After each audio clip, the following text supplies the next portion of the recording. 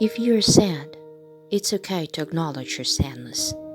If you have pain that leaves you at loss, it's okay to talk about your pain. The reason we have difficulties is that we are unable to accept the things that cannot be changed. Let them be and see what happens. Now, let's talk about the art of letting go.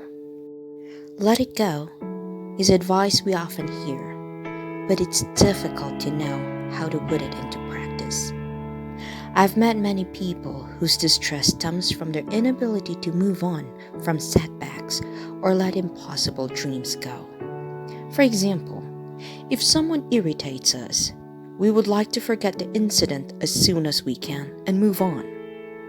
But even though we try to let go, we end up recalling the incident and upsetting ourselves again. Then there are times when we are at the cusp of achieving a major goal we have been working hard, only to fall at the final hurdle.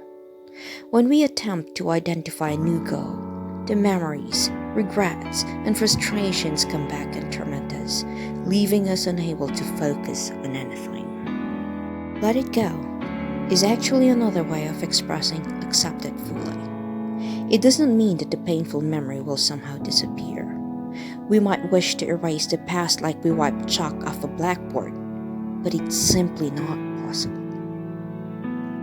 And the more we struggle to forget, the more we give strength to the memory and get attached to it. But there is one important thing to remember. What causes us distress is not the memory itself, but the emotions that surround it, like regret, disappointment, anger, and frustration. This might seem subtle, but it is important to distinguish the memory from its emotions. A disappointing or hurtful situation from 10 years ago doesn't cause us the same distress now as it did then. This is because the emotions surrounding the memory had been either extinguished or alleviated.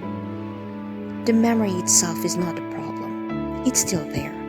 It's the emotions connected to memory that are the problem. And so there's no need to suppress the memory or try to get rid of it, which is nearly impossible anyway. What should we do if we want to let something go? The answer is to accept ourselves just as we are. If we accept the struggling self, our state of mind will soon undergo a change, though it will be subtle at first. When we regard our difficult emotions as a problem and try to overcome them, we only struggle more. In contrast, when we accept them, strangely enough, our mind stops struggling and grows suddenly quiet. And when that happens, it becomes possible to leave our emotions behind and look at them warmly from the outside.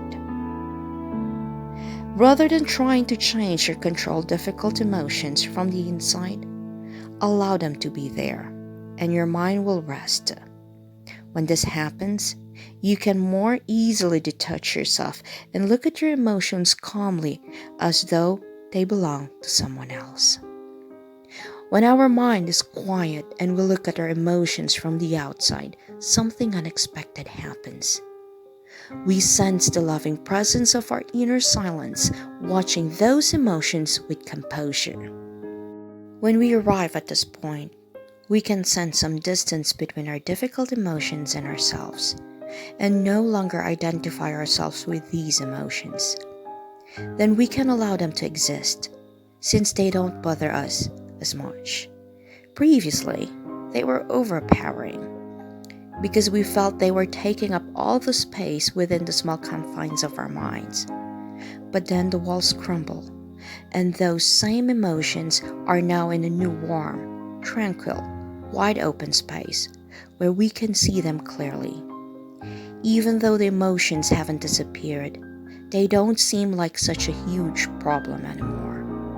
We have neither avoided nor altered them, but with gradual acceptance of them comes a corresponding peace.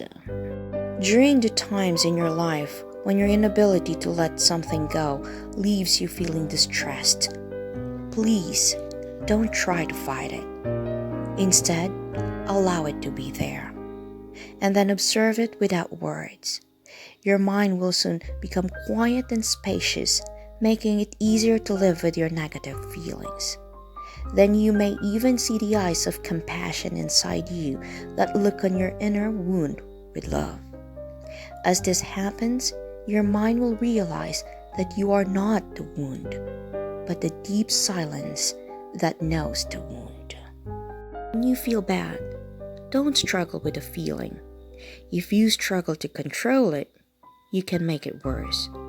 However hard you might wish your feelings away, they will stay for as long as they need to. When you allow them to be there and watch them, they usually leave earlier than you expected. Emotions are like uninvited guests. They come whenever they want to and leave once you acknowledge their presence. Although emotions are born inside of you, don't assume that they belong to you. That is why they rarely listen to you. The moment we allow ourselves to be, we finally feel at peace with ourselves. Remember that we can only be ourselves. When we accept ourselves, others begin to accept us too. If you fully accept your difficult emotion, be it loneliness, anger, sadness, or frustration, you will derive strength from that acceptance. After acknowledging the truth of the situation, new wisdom and courage will manifest in you so you can face the next stage. Can't let your obsession go just by thinking to yourself, I need to drop this. Only when you see that the obsession brings suffering in the end will you be able to drop it. You were rushing to lick honey off a razor's edge. If you insist that someone changed your life, it could be because you are not happy with your own. Do you often say to your loved one, if you love me, can't you change for me? That is not love. Love's true face is acceptance and freedom, not restriction and control. If you've often had to deny yourself what you want, you may be unwittingly denied the wishes of others, feeling that people should live their lives like you live yours. If you stop denying yourself, it will become easier to accept others as they are. Until you started thinking something was a problem, it hadn't really bothered you much, had it? Labeling something a problem is often what makes it one. There are people who say, they are not the problem, not me. Why do you keep telling me to change? But think about it for a moment. If you asked them what the problem was, how would they answer? Wouldn't they also say that it's not themselves but you? If neither of you backs down, you won't get anywhere. And it's much quicker to change your own behavior than to convince someone else to change theirs. If you give a little ground, they'll probably do so too. When you're upset, remember the words of Dale Carnegie. Let's not allow ourselves to be upset by small things we should despise and forget. When something upsets you, recall something upsetting from a year ago. Does it still bother you? You probably can't even remember it all that well, right? There are times in our lives when we just want to give up. Even though it's hard, hold on. When you feel absolutely you can't take anymore, be patient for just a little while longer.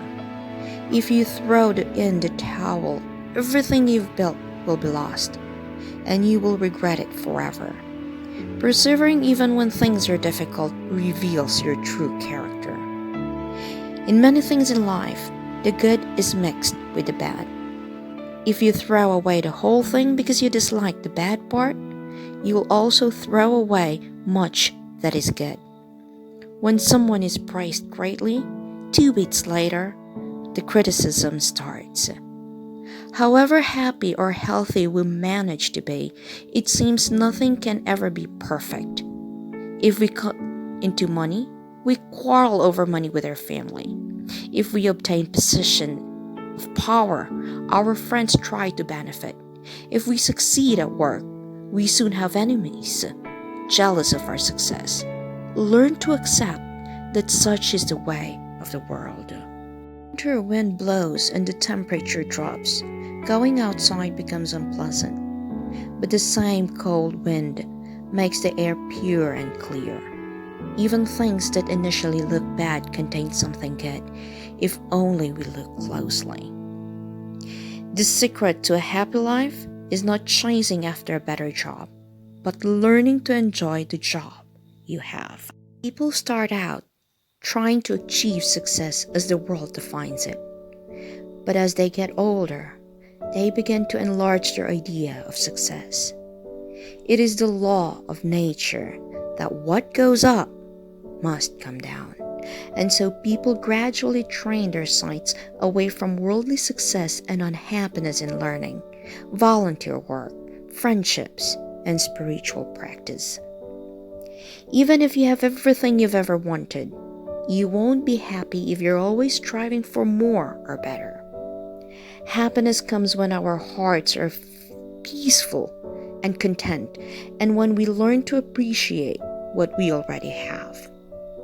When we finally achieve something we've wanted for a long time, it seems like you'll be happy forever. But that's not how things go.